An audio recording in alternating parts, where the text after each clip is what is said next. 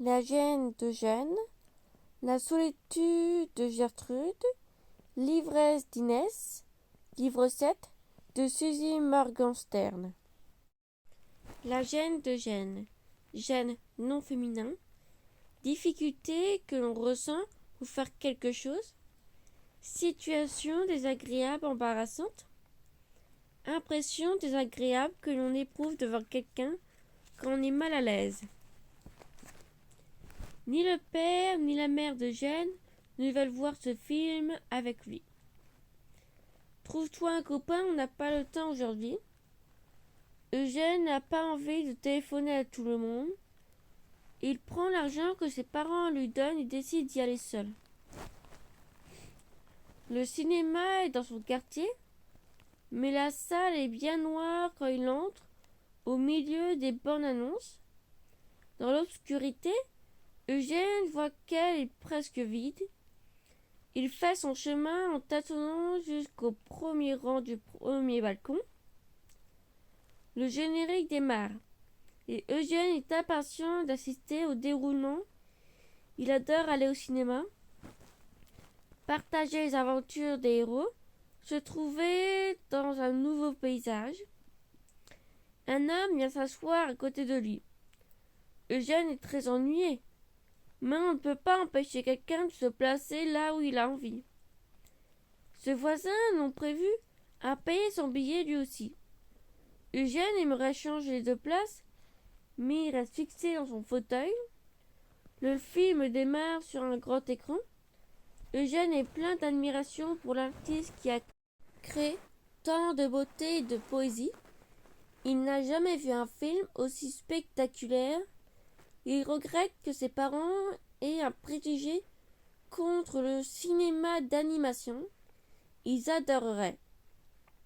Toujours perplexe à propos de ce drôle de voisin, Eugène essaye de l'oublier. Sauf que voilà, la main de cet homme qui immigre sur son endroit secret, entre ses deux jambes, ses pieds écrasant le sol sous ses baskets, comme il freinait un train et déraille. Il ne sait pas où se mettre, quoi faire ou comment appeler à l'aide. Il est paralysé, il a mal au cœur et envie de vomir. Cette tête qui s'envole ne lui appartient plus. Il ne sait plus ce qui se passe sur l'écran. Ses yeux exorbités sont aveuglés par l'outrage. La main amasse et pétrile, fouille devant, devient folle. Quand l'homme essaye de voler la main d'Eugène pour la mettre sur lui, Eugène s'arrache de son siège et fuit l'orchestre au dernier rang. Quelques minutes plus tard, l'homme est de nouveau à sa gauche pour l'embêter. Cette fois, Eugène se lève et court à l'extérieur du cinéma. L'homme le poursuit. Il continue à courir jusqu'à la maison en espérant que ses parents ne lui demandent rien. Ils sont effectivement bien occupés. Sa mère sur son ordinateur, son père sur le sien.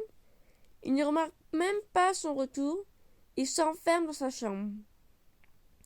Eugène n'est pas bête. Il sait qu'il existe des malades, des pervers, des maniaques sexuels. Dans la cour de l'école, quand on veut insulter ou énerver un camarade de classe, on l'appelle maniaque sexuel. C'est pire que d'autres injures. Eugène a vu des émissions. Il a entendu parler des adultes. Mais que lui soit victime, il se sent pollué et malpropre. Il ne veut pas prendre un bain pour ne pas attirer l'attention de ses parents. Quand s'appelle l'appelle pour venir manger, il fait semblant de dormir. Tu as toute la nuit pour dormir, viens à table. Je n'ai pas faim, maman. Sa mère lui touche le front. Tu n'as pas de fièvre, viens manger. Le jeune n'est pas à la force de résister. Il vient mollement à table. Tu as vu le film? Paniqué en se souvenant du film, il n'a pas vraiment vu. Eugène ne sait pas quoi répondre. Dire oui serait une confusion de la violence qui lui a été faite. Dire non, c'est presque un mensonge, mais pas tout à fait. Il s'en sort autrement. J'aimerais vraiment le voir avec vous. Ses parents se regardent coupables. Ils travaillent beaucoup en ce moment. Ils ne consacrent pas assez de temps à ce fils unis qui ont sur le tard. Sans se concerter, ils disent en chœur « D'accord, on ira demain. » Mais Eugène n'a pas envie de revoir cette salle de cinéma. Pas de suite en tout cas. On peut attendre la sortie du DVD? Non, pas la peine, on ira tous demain. On pourra inviter mamie aussi, si vous voulez. Eugène mange juste assez pour ne pas être grondé. Il prend une douche d'une durée record, mais on ne peut se laver d'un souvenir. La solitude de Gertrude, solitude non féminin, situation d'une personne qui est seule, vite seule. Elle déteste quand sa mère sort, soi-disant pour quelques minutes, soi-disant pour faire une course, mais il ne revient que des heures après. C'est vrai, elle a des devoirs, c'est vrai, elle aime lire. Bon, elle pourrait faire 1000 choses dans la maison, mais là n'est pas le problème. Ce n'est pas qu'elle s'ennuie, mais elle a le cœur tout serré. Elle boit un verre de lait avec des gâteaux et observe le paysage par la fenêtre. Elle se sent punie. Elle allume la télé, mais garde les yeux dans le vide. Elle n'aime pas regarder la télé quand elle est seule. Les gens à l'écran ne sont pas avec elle. Ils n'existent pas. Elle n'existe pas. Elle guette le retour de sa mère. Sa tante lui dit souvent « J'adore la solitude. Je dessine, je lis, je rêve. Peut-être faut-il être vieille pour aimer être seule. » Gertrude aimerait tant être à un bal masqué, ou sur un manège à la foire, ou à une fête d'anniversaire. D'ailleurs, pourquoi n'était-elle jamais invitée? Peut-être à cause de son prénom, un prénom de grande-tante de plus de 100 ans. Sa mère l'a choisi car il signifie en allemand la force. Elle souhaitait que sa fille ait pour faire face à toutes les épreuves que la vie pourrait mettre sur son chemin. Gertrude regarde dans le miroir et voit sa seule amie, elle-même. Elle n'est pas certaine d'aimer cette amie-là. Elle voudrait tant faire partie d'un des groupes de copines à l'école, ou être danseuse dans une troupe, violoniste dans un orchestre, membre d'une équipe de foot, ou encore chanteuse dans un chœur. N'importe quoi, pourvu qu'elle ne soit pas seule. Elle s'assoit et écrit dans son cahier un nouveau poème qu'elle rajoute aux douzaines d'autres. Alors qu'il y a la plénitude, où, quand, lui, quoi. Je vis dans la solitude. Il n'y a que moi. On pourrait croire que j'ai l'habitude, mais cette personne cherche en toi et demeure devant l'inquiétude de rester entre moi et moi.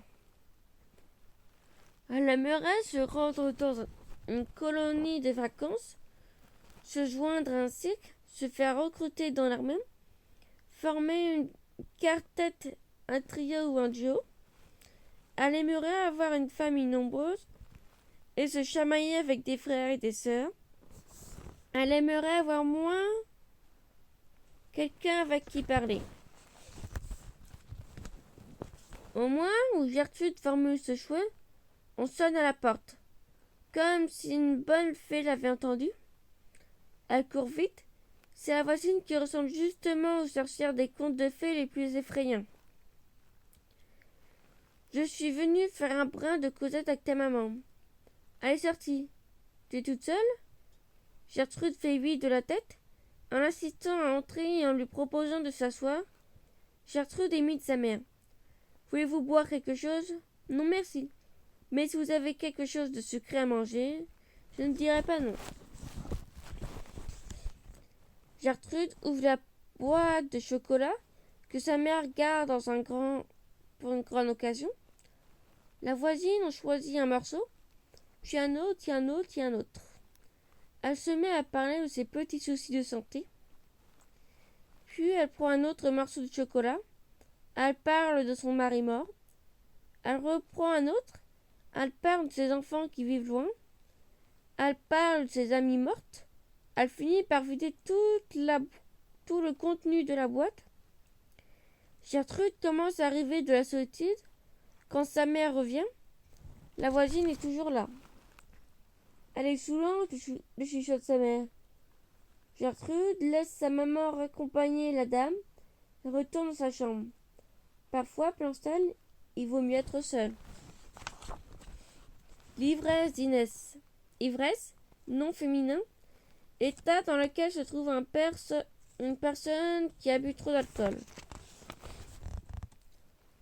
Pour tout le monde, un ivrogne est quelqu'un qui boit beaucoup de vin, rouge, de whisky, de vodka ou de bière. Inès, elle, ne boit rien de tout cela, mais aussi loin qu'elle s'en souvienne, elle a toujours adoré l'eau et particulièrement prendre des bains.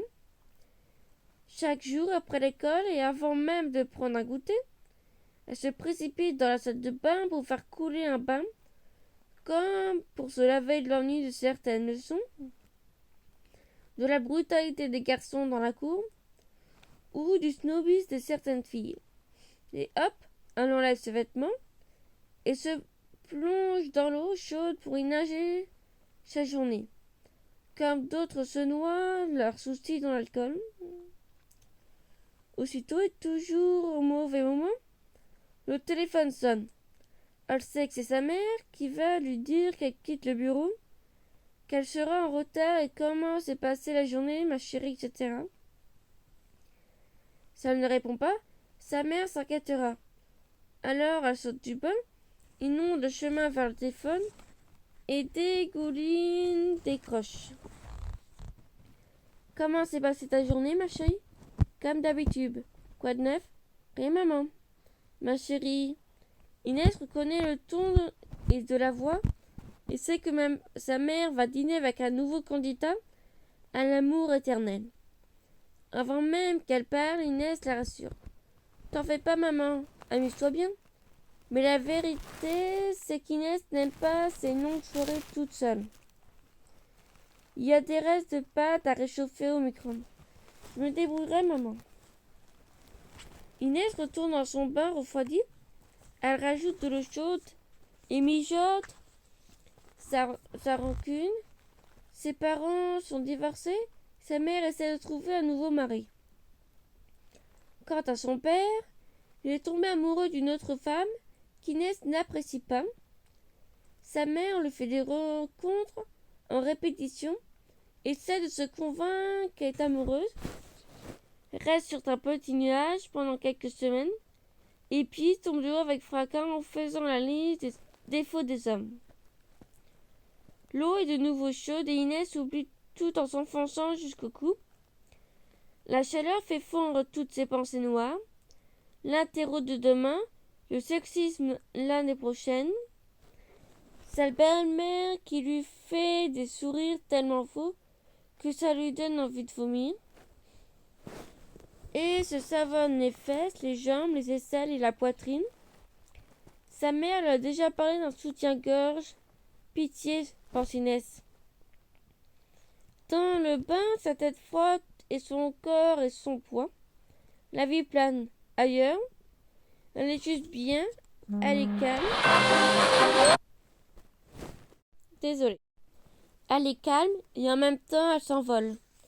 Immergée dans l'eau, elle sent que tout est possible, qu'elle peut réussir son atouts, entrer triomphante en 6e, trouver un prince charmant, avoir 4 enfants tout en étant cosmonaute, mais le téléphone la ramène de nouveau sur Terre.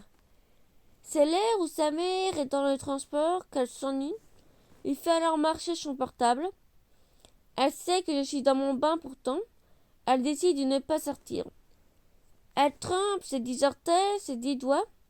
Sa grand-mère lui a montré ce qui lui arrive, ses orteils qui se recroquevillent en vieillissant. Et elle lui a parlé de ses rhumatismes. Elle lui dit tous les temps: profite de ta jeunesse, ma Inès. Mais pour elle, c'est normal de ne pas avoir mal. Elle ne s'imagine pas vieillir un jour. Inès ajoute encore de l'eau chaude. Elle pourrait se passer du dîner, surtout qu'il faut le préparer. C'est décidé. Aujourd'hui, elle restera dans le bain aussi longtemps qu'elle le veut, jusqu'au lendemain, peut-être, car parfois sa mère ne rentre pas de la nuit. Elle est d'ailleurs presque endormie quand deux grandes ombres apparaissent. Inès, je te téléphonais, je t'ai affolée, je te présente Jérôme. Inès, torréfiée, toute nue dans son bain, et voit là que débarque un Jérôme. Sa mère est folle ou quoi? Elle a le bon sens de s'éclipser. Il a le bon sens de s'éclipser au moment où sa mère lui donne une serviette. On a apporté le dîner pour manger ici, viens vite. Quand Inès entre dans la cuisine, elle s'aperçoit que le Jérôme en question est déjà poupette. Il y a une bouteille presque vide sur la table, et il ouvre une autre, et il rit comme un idiot sans raison. Cette fois, sa mère se rend bien compte qu'il n'est pas pour elle. Avant même d'avoir commencé à dîner, il est toutes sortes d'ivresse. Un bon bain chaud, n'est-ce pas, ma meilleure? Fin.